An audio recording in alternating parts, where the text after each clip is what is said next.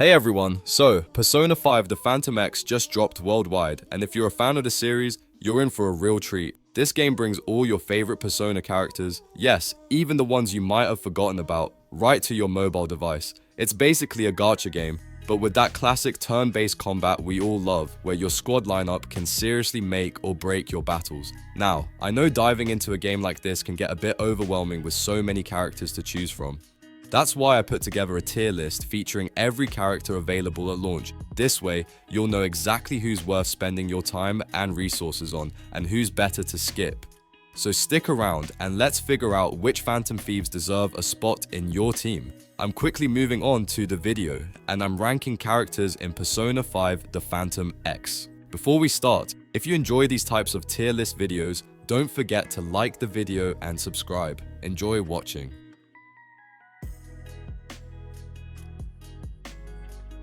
My friends, only 0.1% of viewers subscribe. If you like this type of content, please do not forget to subscribe to the channel. Thank you in advance for your support.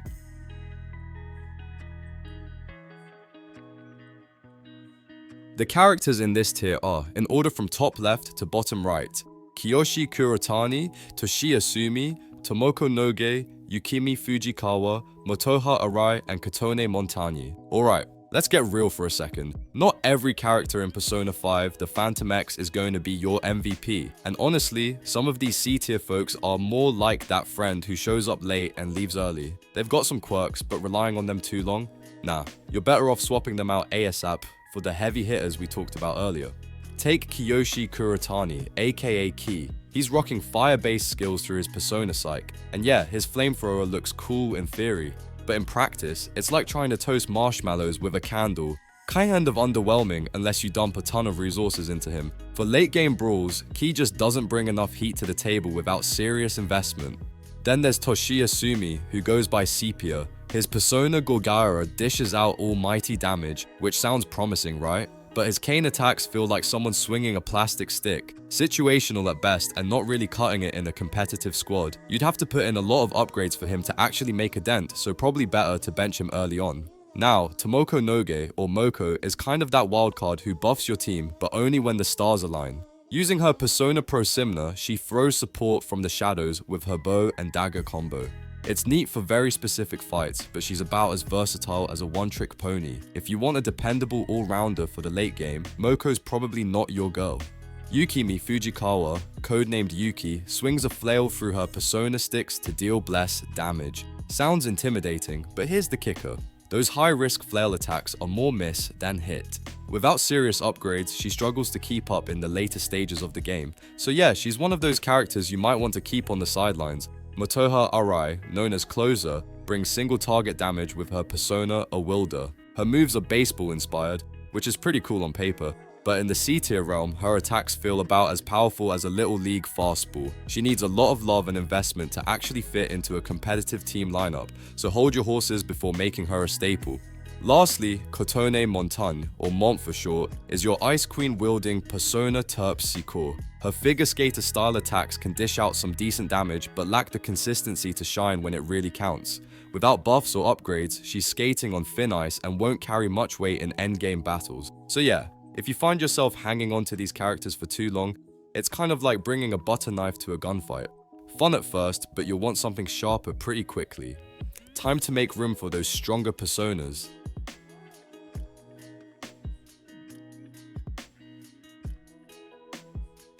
The characters in this tier are, in order from top left to bottom right, Kaio Tomiyama, Haruna Nishimori, and Shun Kano. You know that phase in a game where you're just starting out, trying to build a decent squad, and everyone's kind of fine? That's the vibe of the B tier in Persona 5 The Phantom X. These characters aren't going to blow your mind, but if you're missing a key role, they'll jump in and hold things together, at least until the big guns show up.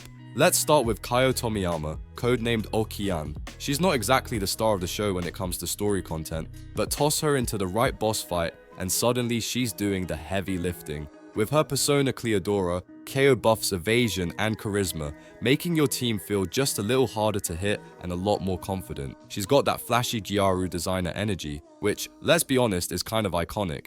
But if you want her to shine beyond her niche, you're gonna need to put in some real work. Then there's Haruna Nishimori, aka Riddle. She brings buffs and utility with her Persona Diera, and while she's super handy in the early game, she kind of peaks there too. Her puzzle-solving gimmick is cute and occasionally clutch, but as you head into tougher content, you'll start noticing that her usefulness fades faster than your patience in a 10-wave shadow fight.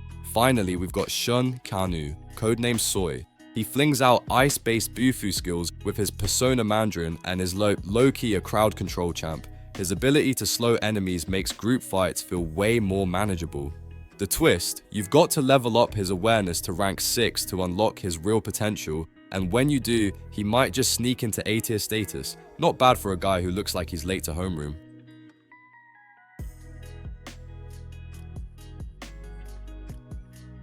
The characters in this tier are, in order from top left to bottom right, Seiji Shiratori, Morgana, Leo Kamiyama, and Ryuji Sakamoto. If you're lucky enough to pull an A tier character in Persona 5 The Phantom X, first of all, congrats. Second of all, don't let them collect dust. These units are just a hair below the top dogs, and with some love and a pile of resources, they can easily become the cornerstone of your team. Let's break down why these characters deserve your attention. Starting with Seiji Shiratori, codenamed Fleuret. This guy is the poster child for single target domination. His wind-based pierce attacks, channeled through his Persona Leukophia, make him a boss killer through and through. He's not just swinging blindly either. His fencer-style fighting plays well with debuff heavy squads, stacking damage in all the right places. Just be ready to commit, because Seiji needs to reach Awareness 6 to fully unlock his true menace potential. But once he's there, oof, he cuts through enemies like it's a fencing final. Next, let's talk about everyone's favorite talking cat, creature, Morgana, codenamed Mona. He's not quite on Miyu's god tier level, but don't sleep on him. With his Persona Zoro, Morgana brings solid wind-based Garu skills to the table, plus crucial heals and SP management. That makes him a total lifesaver in drawn-out battles like the Velvet Room challenges. He may not be flashy, but he fits like a puzzle piece into a bunch of different team comps, especially ones built around wind or curse synergies. Then we've got Leo Kamiyama, codenamed Leon. This guy is basically what happens when a tokusatsu fan gets Persona powers: flashy, over the top, and surprisingly useful. His Persona Erithia delivers nuke-based mayhem, and Leo's polearm attacks are great for crowd control. He also brings team buffs that stack nicely in early game and trial content. However, if you're aiming for late game consistency, he'll need that awareness boost. Still, he's got flair, power, and solid A tier status when used right. Lastly, Ryuji Sakamoto, good old Skull, comes in swinging with his electric Zeo attacks and Persona Captain Kid. He's a high damage bruiser who performs well in the early stages thanks to sheer physical power. The catch? His kit lacks the complexity and adaptability needed for late game unless you pour some serious investment into him. He's that guy who starts strong at level 10 but kind of needs a glow up to hang with the elite later on. So if you're sitting on any of these A tier picks, it's definitely worth the grind. With the right upgrades, smart team synergy, and a little bit of Persona magic, these characters can easily punch above their weight, and maybe even sneak their way into S tier glory.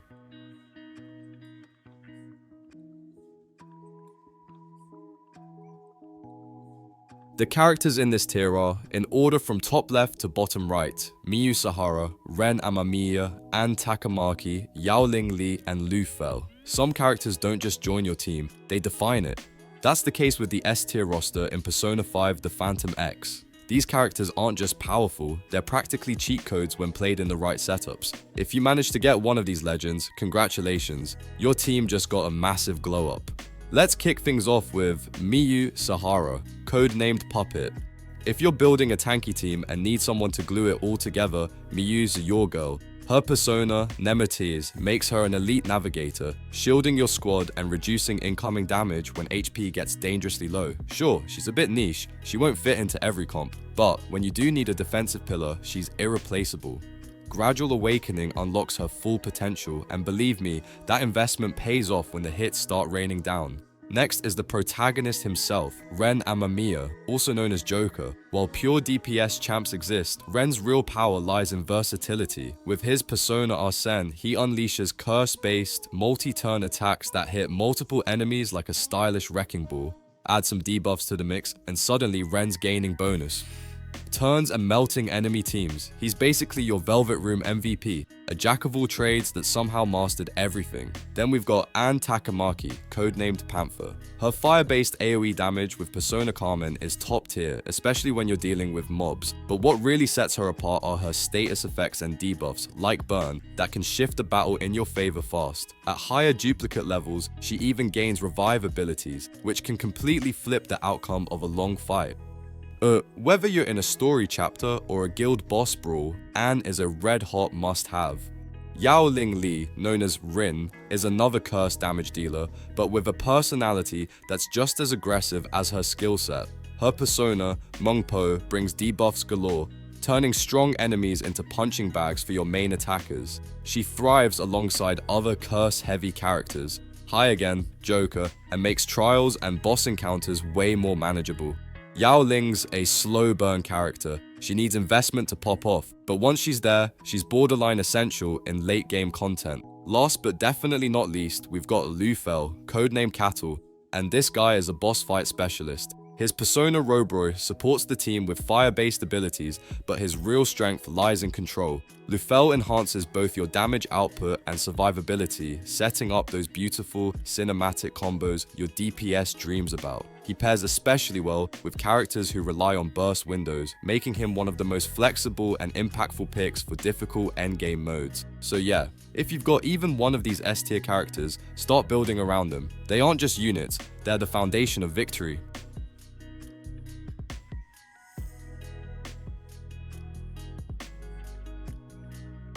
The video ends here. See you in another video. Don't forget to subscribe.